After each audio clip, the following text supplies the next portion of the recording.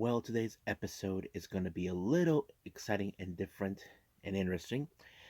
As you know, I will continue to review some of the GCW Collective shows that I haven't reviewed yet. One we're going to do today is going to be GCW versus DDT, which I think this is going to be a lot of fun. We're also going to be reviewing the latest GLEAT show that was produced by none other than the heel faction known as Black Generation International. They also will be mixing it up with be teaming up with their Mexican counterparts, just simply called Black Generation. But for this particular event, they're just called Black Generation International altogether. Then, of course, we have the latest New Japan show, Collision in Philadelphia. We only have a number one contendership match for the IWGP United States Heavyweight title. We even got, of course, the strong openweight tag team titles on the line, and I believe the AEW International Championship will be also on the line. Then, of course, we have four matches coming from the AEW Dark Elevation. We, they feature Maki Ito, Mizuki, and a few other matches definitely going to enjoy.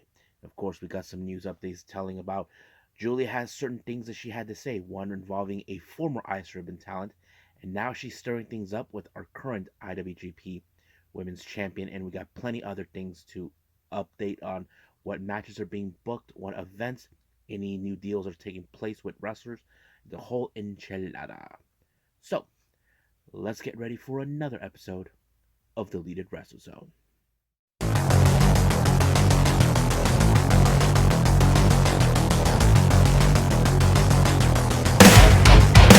Are you ready? Get up, get up! Get up, get up! Get up, get up! Get up, get up! Get up, get up! Get up, get up!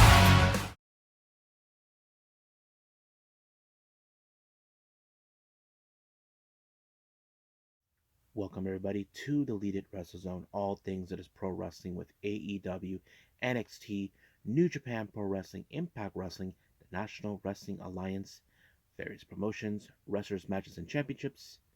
I am your host, Gerard here. So, let's begin with one of the matches events taking place on the GCW Collective that took place late March.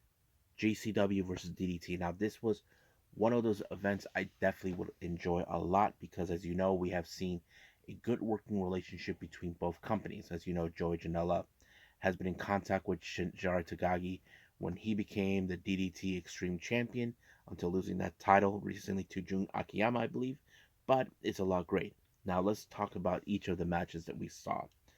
We have match number one. It's an 8-man tag team match. Team number one, we have Wasted Youth, Dylan McKay and Marcus Mathers teaming up with Jack Cartwheel and Gringo Loco, where they represent Team DDT.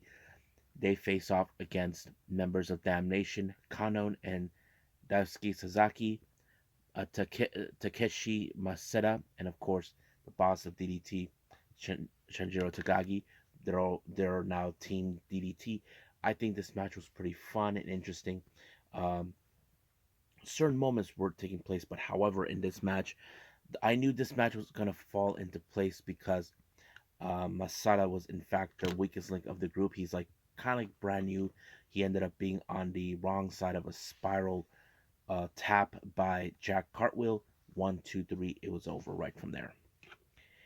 Next up, we have Saki from Eruption representing DDT taking on um, Dark Sheik, which is a very interesting matchup. I'm sure everybody were happy to see. I mean, we have more DDT fans that showed up in this particular show, and I think it was pretty awesome. But however, in this match, it was Dark Sheik who applied an inside critter, which was unexpected, and I think Saki Akai did not expect that. I mean, sometimes when we see matches like these, unexpected things happen that you do not expect, and that's what happened with Saki. So she lost, but um, Dark Sheik won. So that means this particular match is GCW 2, DDT 0. Now our next match is a very interesting one. This one has a bit of the implication for the GCW World Tag Team titles for the East West Express, consistent of Jordan Oliver and Nick Wayne, where they take on the reunited Moonlight Express, consistent of Maho and Mike Bailey. Now, Mao and Mike Bailey have been tag teams in DDT, those who don't know. When Mike Bailey was in fact banned from being here in the States, he went to Japan. He participated in various DDT shows. His tag team partner is none other than Mao. Together, they're known as Moonlight Express. But when the pandemic hit, they couldn't reunite. Basically, Bailey was still stuck in Canada and all this other stuff, so that never happened. But seeing them together was pretty good. I think the match was pretty awesome. I think that this brought a whole thing. But however, it was a double cloud cutter by both Wayne and Oliver to put away what's his name, Bailey, giving them the win, where they will be excuse me, on the way for a championship match. So I'm excited for that. Next match, we got Starboy Charlie taking on Kazusada Iguchi. This match was a very interesting one because we look at Starboy Charlie, he's the smallest person in the group. You look at Iguchi, who's well known, one of the guy who carried the DDT flag proudly and the former KOD openweight champion. I think this was a very interesting one, but the real obvious question is, will there be a lot of chops? Well, they were, but unfortunately, Iguchi kind of did a little slam onto Starboard Charlie, giving him the win. And I believe this one was the first win that DDT needed. Next up, we got Yuki Ueno taking on the bad boy Jordynne. What a match! I have to say, if you guys know this or not, Yuki Ueno is a member of the 37 coming over to Konosuke Takeshita, one of his buddies. This match was pretty great. I think I liked it. There was some great moments of this one. But however, it was of course a Rahen by Ueno to put away Jordynne to give him a pretty good win. Uh, I liked it. Next up, we got a very interesting tag match. We have Burning, consistent of Tetsuya Endo and of course Junakiyama, taking on the a-hole Tony Deppen and of course Homicide. This was a pretty good match. I think I liked it because seeing I know that Endo has been in a good hands with Akiyama on being like his right hand in Burning, since Endo is the leader of Burning after this incarnation of Burning. But it was of course a shooting star press onto Deppen that allowed Tetsuya Endo to walk away the victor. Pretty good one. I like it. Now, our next match, we have a somewhat of a mayhem match in some capacity. We have Mizuki Wadase, who is our current Spirit of Gambari Pro champion. He teams up with Shumna Katsumata and Chris Brooks. They take on the members of the second gear crew, consistent of One Call Manders, the One Man Militia, Matthew Justice, and of course the Southern Psycho, Mansoor. Man, this match was crazy. They even brought a whole set of box of Legos, which is Shumna Katsumata's signature. I thought this match was pretty awesome. I enjoyed every moment of it. But however, it was of course an implanted DDT by Lance Warner onto Katsumata on top of some Lego bricks. It was over right from there, ending it for the second girl crew to win. Now, this next match, I had a feeling this was going to be exactly what I was going to expect. We have the Pheromones, consistent, of course, Danshuko Dandy Ino, no Dino, and of course, Yuki Sexy Ueno. I have to say is they take on Busi, Effie, and I knew this was gonna fall into the play where Effie's gonna cannot resist his gayish ways towards the pheromones. I mean, you guys may have seen how the pheromones are when it comes to different things, but the obvious question is, will this match go through with it, or will it end in a very controversial, or well, what are we used to when we see the pheromones end in a no contest, which is something we're no as. But of course, everybody's faces were in each other's asses. So that led to the, I mean, not to mention Evie was trying to reach for Yuki Ino's dick, which of course you know how he is. But of course, one of the refs called it no contest, so which exactly like I thought it would. And I'm sure that the boss Tagagi, who in fact who has been dealing with the pheromones for a long time, thought that maybe Busi would put them away, but no, not this time. Now our next match is for the DDT Iron Man Heavy Metal Weight Championship. Now those who aren't familiarized with this title, the Iron Man Heavy Metal Weight Championship is not a typical title. It's a 24/7 title. This I want to admit this to everybody and be honest. I'm a big fan of this title than the 24/7 title the WWE did. That one has sucked monkey balls. Not to mention that's a piece of garbage belt that they built. But this one, way more cooler. You can defend it however you want. Not even no objects even win it. Like the Young Bucks book and all this other stuff. But it's great. I have to say I loved what this match did. It was Cole Radrick taking on Yoshihiko. What a match! I loved it. It was so great. But it was of course a move, the finisher by Cole Radrick to pick up the win, becoming uh, the new DDT Iron Man Heavy Metal Weight Champion. But however, he wanted to show some respect to Yoshihiko until he low blowed him and then decided to do a package on him, and boom, it was over. 1, 2, 3. Yoshihiko regained his title. A few minutes later, I'm like, wow. Now that's how it works in the Iron Man Heavy Metalweight title, guys. If you don't believe me, check it out. So I think that's pretty much it right now with GCW versus DDT. So let's go on to GLEAT.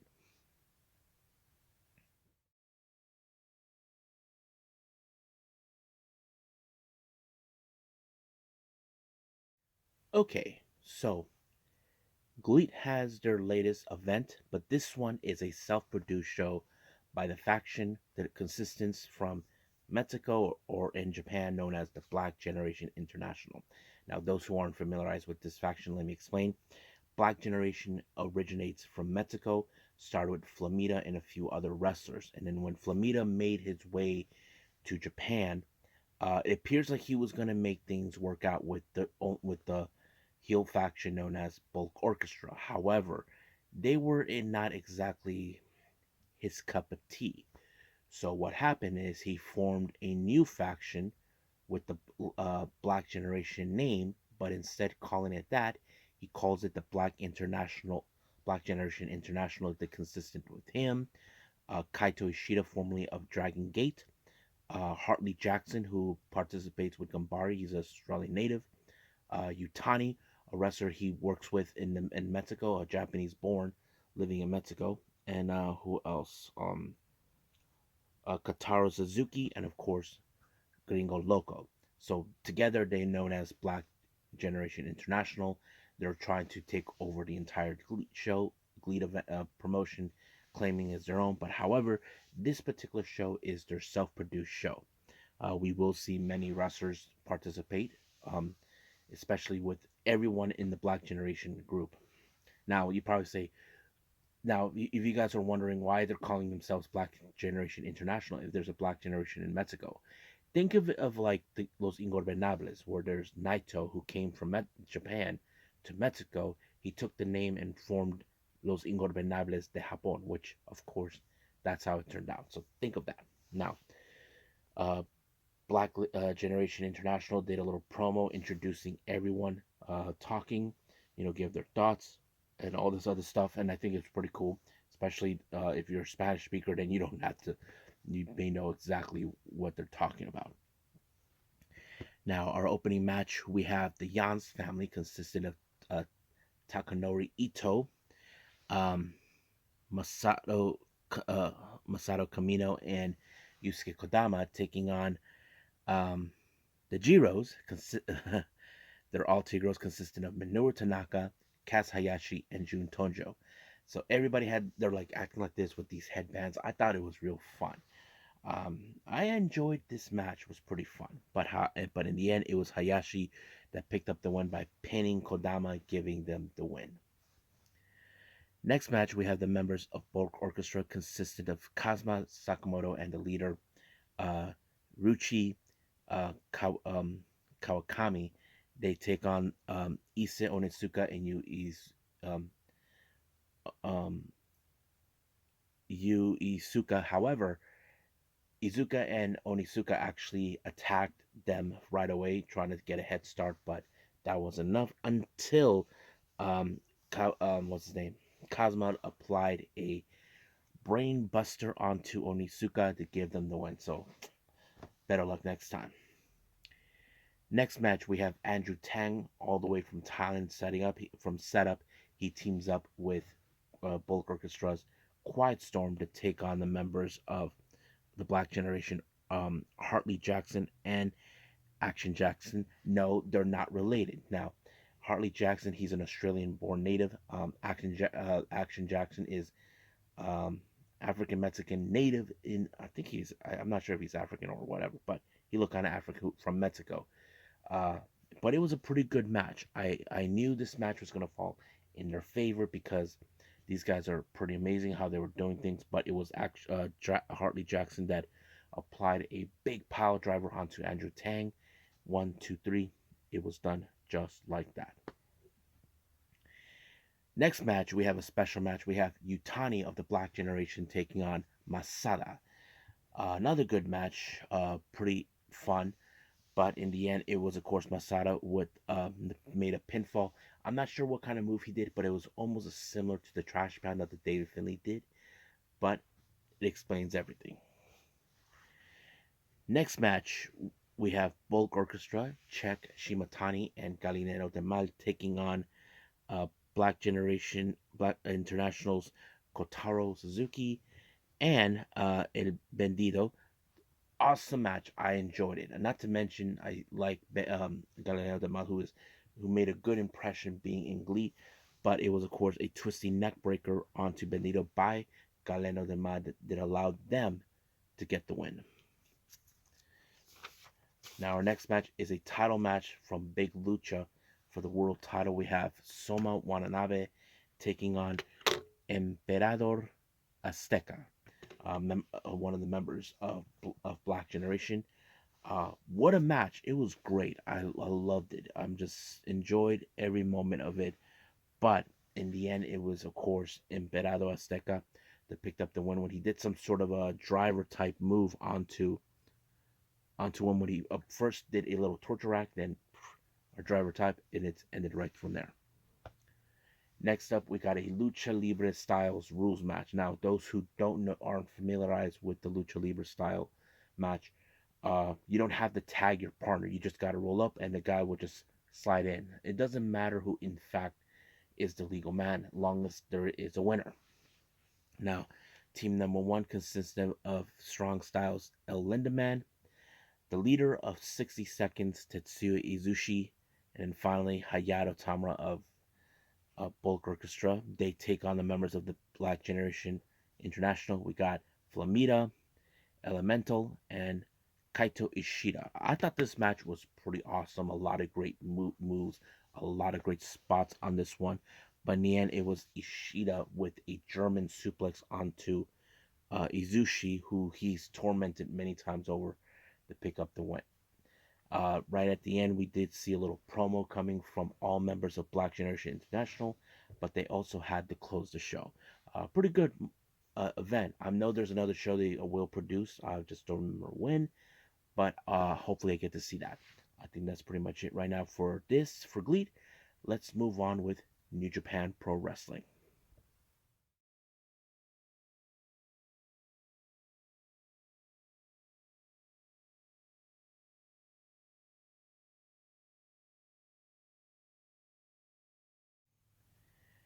Okay, New Japan Pro Wrestling Collision in Philadelphia. This takes place at the 2300 Arena um, in Philadelphia. Pretty good venue. Now, our opening match, we have tag team action. Kevin Knight teams up with Delirious. They take on Volador Jr. and, of course, Despy. I thought this match was pretty good. I love the idea. I like the combination with Despy and Volador Jr. I think they teamed up in the Fantastic Mania, but it was a lot of fun. I enjoyed those two, but it was, of course, Despy with the Pinche Loco onto Desperado. Onto Delirious that allowed him to win. The mistake he made the last time is that he thought that with trying to apply two Pinchy Locos was going to be enough. No, it just gave time, but this time um, he was able to apply to Delirious and pick up the win. Now our next match is an ROH Pure Wrestling's match style. We have Hot Sauce Tracy Williams taking on Alex Coughlin. Now the reason this match was set this way was because Coughlin actually laid down the challenge onto his mentor, uh, Katsuyori Shibata, who is our current ROH Pure Wrestling champion.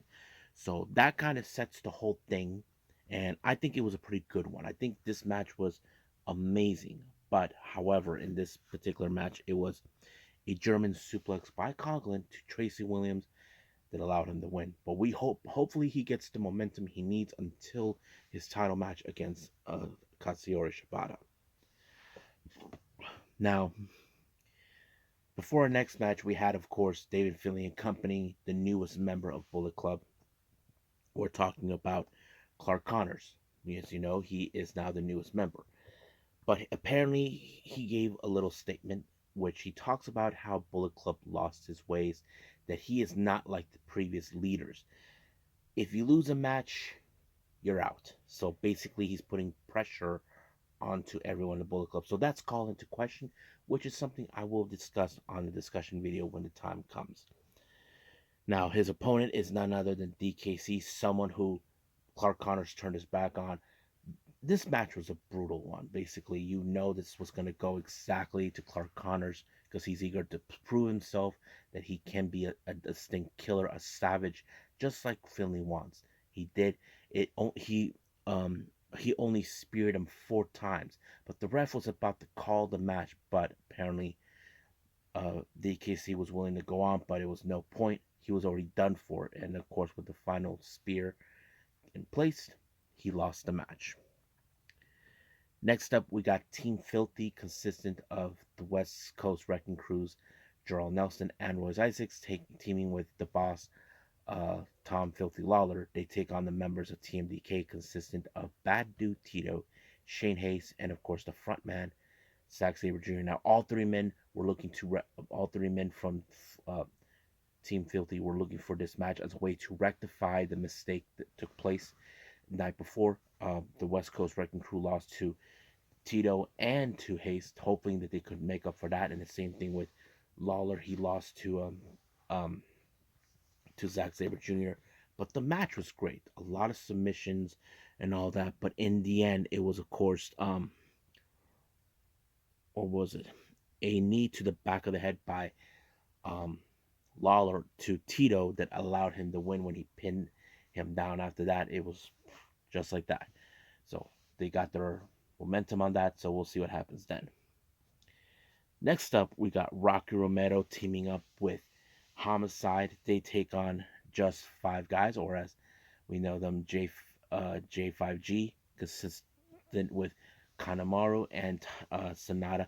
I knew Sonata was going to use the Paradise Lock on this one. It was just too awesome. But in the end, it was a roll up bridge on by Homicide, no, by Sonata onto Homicide to give them the win. I thought it was great. I loved it.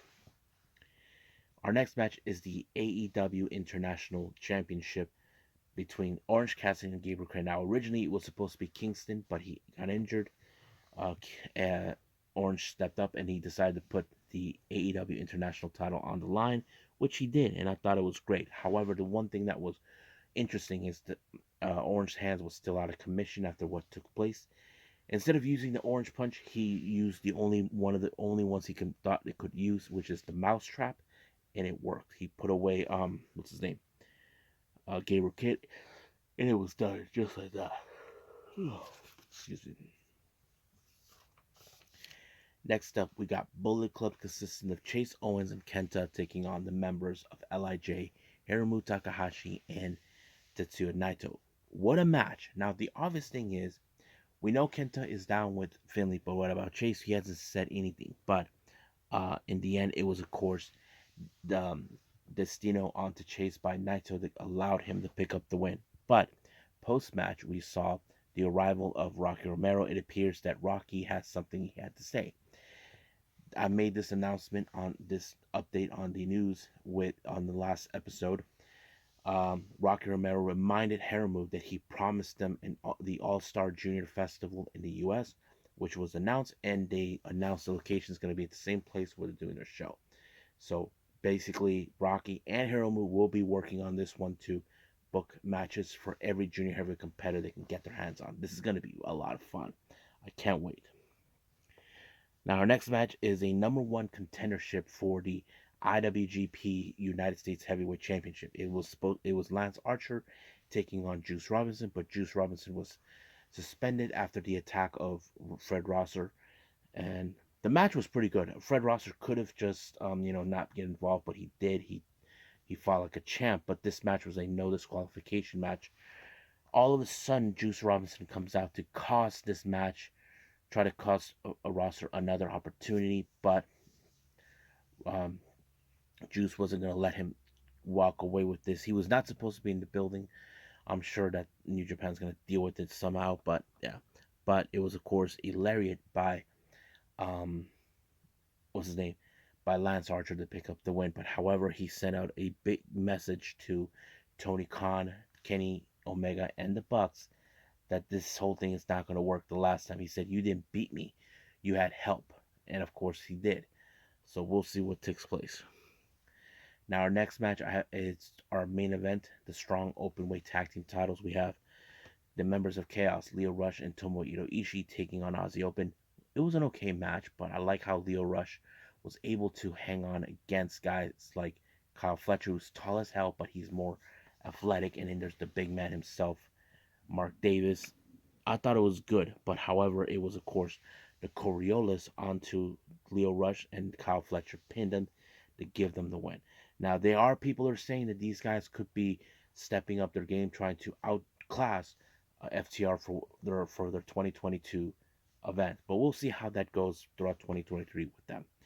I think that's pretty much it in New Japan. So let's talk about our last review, which is AEW Dark Elevation.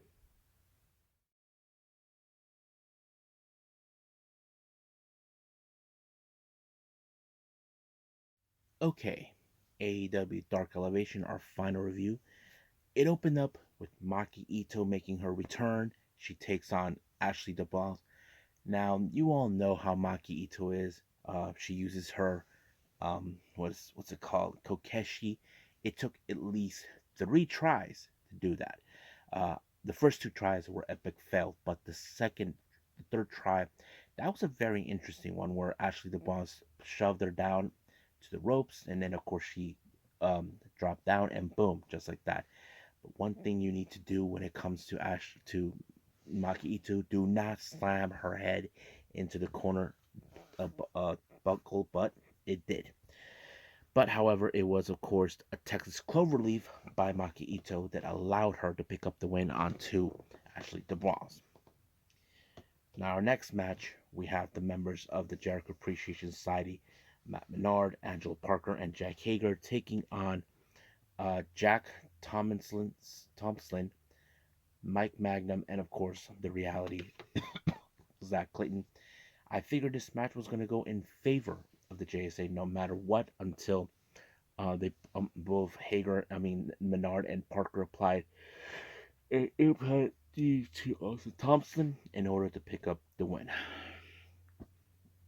Next up, we got Isaiah Cassidy and Matt Hardy taking on Brett Gosselin and Bobby Orlando. You know this match was definitely going to go straight into the favoritism of Matt Hardy and Isaiah until they did a great combo, twist of fate by Matt, and then Swanton by Isaiah Cassidy.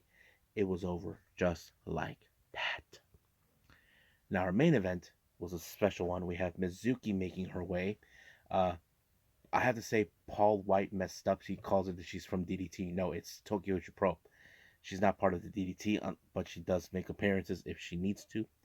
But it was great to see that Mizuki applied the candy whirling, which is her move that did not put away Emi Sakura, but it took Emi Sakura a good pinfall to put away Mizuki once and for all to give her a win. So I have to say it was pretty great to see Maki Ito and Mizuki there. So I think that's pretty much it right now since there was only 4 matches involved. Let's just move on to our final thing, and that's going to be news updates.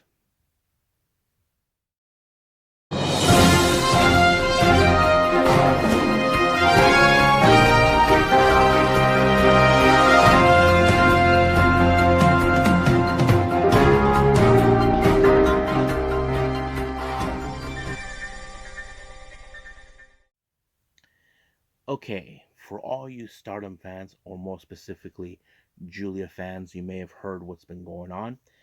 Recently, there was a photo that Giulia posted with a person that was their pixels is erased. You cannot see them. Now, someone was trying to uncover who is this mystery guest that Giulia's been hanging out.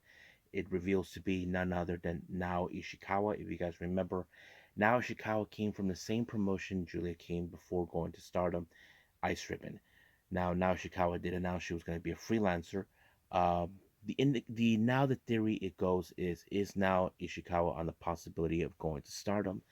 Anything is possible unless that's something that now Ishikawa wants to do. We're not sure, but there's also the possibilities. What if she becomes the next member of the um, DDM? As you know, recently Himeka will be retiring. They're going to be short of members. Anything could possibly, but we don't know yet. But we do know that Giulia had a conversation with her. We don't know what the conversation is about, but I'm looking forward to it to see what she's going to do. Now, in relation to Giulia, it appears that Giulia has stirred things up now with our current IWGP Women's Champion, Mercedes Moné. It appears that Giulia has a next ambition that she wants to be double champion, and I think Mercedes Moné is looking forward to that. Now, we do know Mercedes Moné is negotiating a new deal with Bushiroad, the parent company of both New Japan and Stardom. So we don't know yet. So there's a lot of things going on. There's a lot of possibilities. People say this match should take place in Wrestle Kingdom 18. Um, that is a good thing. So we'll see about that. So I highly doubt we're gonna see a double championship standard taking place, but anything's possible. Now, for all you Jordynne Grace fans, you may have heard this was reported by Fightful Select. It was told that Jordynne Grace since March is now a free agent, but however, there is no unclear certainty about whether she already made up a new deal with them that allowed her to wrestle at Rebellion, or she just gonna simply work until Rebellion. We don't know what's the significance, but we'll get back on this as soon as possible. But we'll see where they're gonna go. West Coast Pro has announced for the Kids Zombie event taking place on the 9th of June. Vert Vixen makes her return, so I'm looking forward to that. Now, our final updates is for the GCW stuff. We have two of them for the fight night that takes place on the 11th. They announced a match is going to be Zack Sabre Jr. taking on Tony Deppen. And then finally, for the Tournament of Survival, Reina Yamashita is the second entrant, so it's kind of cool that she's involved. I think that's pretty much it right now with the news updates. So it's time to call it a day. So I hope everybody enjoys this episode. Coming up, we have Tuesday Wrestling with NWA Power, AEW Dark, and NXT. I'm not sure if I'm going to put anything new. If anything, I know I still got to catch up with some of the GCW Collective events that I haven't seen yet, but I'll get to that as soon as possible. So I think that's pretty much it right now. I will see you guys in the next DWZ time. Same DWZ channel. I must bid all of you adieu. So, goodbye. And have a nice day.